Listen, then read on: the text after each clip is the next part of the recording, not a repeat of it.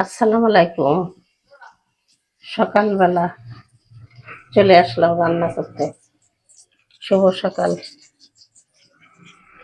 আমি চলে আসলাম রান্না করতে পুঁই শাক, মিষ্টি কুমড়া, কাঁঠালের বিচি, আলু দিয়ে একটা নিরামিষ তরকারি রান্না করব। আমি এতে হালকা একটু পাঁচফোড়ন দিয়ে দিলাম।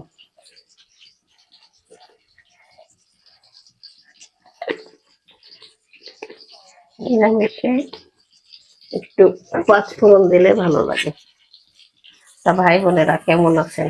আপনারা সবাই ভালো আছেন নিশ্চয়ই, আল্লাহর রহমতে। আমিও ভালো আছি, আলহামদুলিল্লাহ।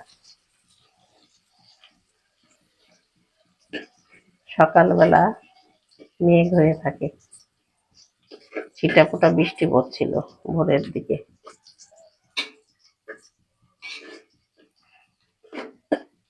আমি এখন পেঁয়াজটা লাল করে নিচ্ছি। আমি এখন দিয়ে দিই লবণ, দিয়ে দিলাম স্বাদ মতন লবণ, দিয়ে দিই একটু আদা রসুন বাটা,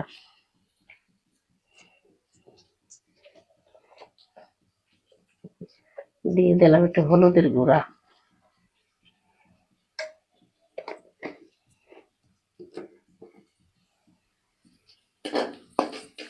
কাঁঠালের বিচি দিয়ে পুঁই শাক দিয়ে রান্না করলে খুব সুন্দর হয়। এমনিও আপনি এমনি মিষ্টি কুমড়া না দিয়েও যদি কাঁঠালের বিচি দিয়ে রান্না করেন, সেটাও একটা স্বাদ হয় ভালো।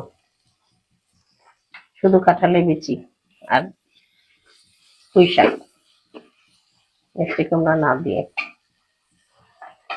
আমি এখন দিয়ে দিলাম কাঁঠালের বিচি আর আলুগুলো আর কাঁচামরিচ তার সাথে।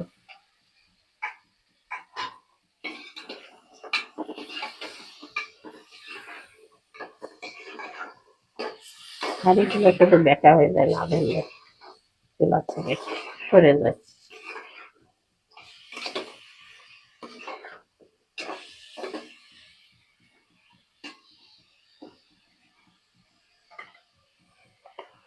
এবার দিয়ে দেবো পুঁই শাক গুলো। দিয়ে দিলাম পুঁই শাক। পুঁই শাক আমি কেটে বেছে ধুয়ে নিয়েছিলাম আগেই। দিয়ে দিলাম পুঁই শাক,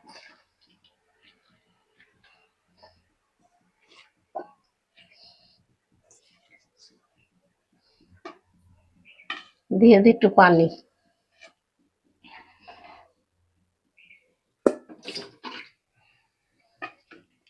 দিয়ে আমি এখন ঢাকা দিয়ে দেবো একটু কমতে থাকুক, তারপরে আমি পরে মিষ্টি কুমড়া গুলো দিব। মিষ্টি কুমড়া পরে দেব, মিষ্টি কুমড়া একটু পরে দেব।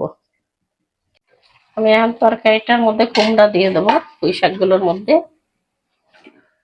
দিয়ে দিলাম কুমড়া গুলো। পুঁই শাক আর কাঁঠাল বিচির মধ্যে দিয়ে দিলাম কুমড়া। আজকে সব রকম দিয়ে একটা নিরামিষ তরকারির মতন করব।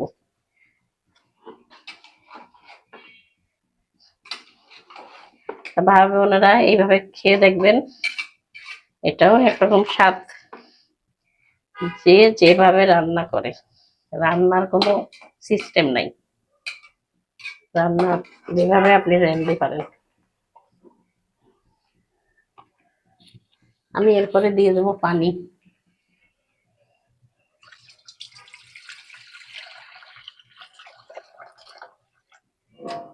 আমি এখন দিয়ে দিলাম একটু ঝোলের পানি পুঁই শাকের মধ্যে, দিয়ে দিলাম ঝোলের পানি। এবার পুঁই শাক কুমড়া সব গলতে থাকুক, মিষ্টি কুমড়া সব গলতে থাক আর হতে থাক। আমি এখন ঢাকা দিয়ে দিলাম, দিয়ে দিলাম ঢাকা। হয়ে গেল বোধহয় আমার পুঁই শাক আর কাঁঠাল বিচিলির তরকারি হয়ে গেছে। আমার পুঁই শাক আর কাঁঠাল বিচির তরকারি আমি এখন নামিয়ে ফেলবো।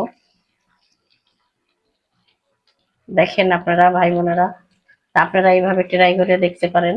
কেমন লাগে একবার খেয়ে দেখবেন।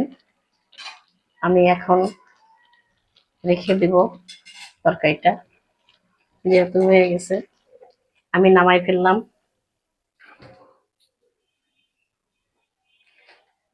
ফেললাম তরকারিটা। তা ভাই বোনরা, যদি আপনাদের ভালো লাগে আমাকে লাইক কমেন্ট শেয়ার করবেন, আমার পাশে থাকবেন। আমি এখানেই শেষ করলাম। আল্লাহ হাফেজ।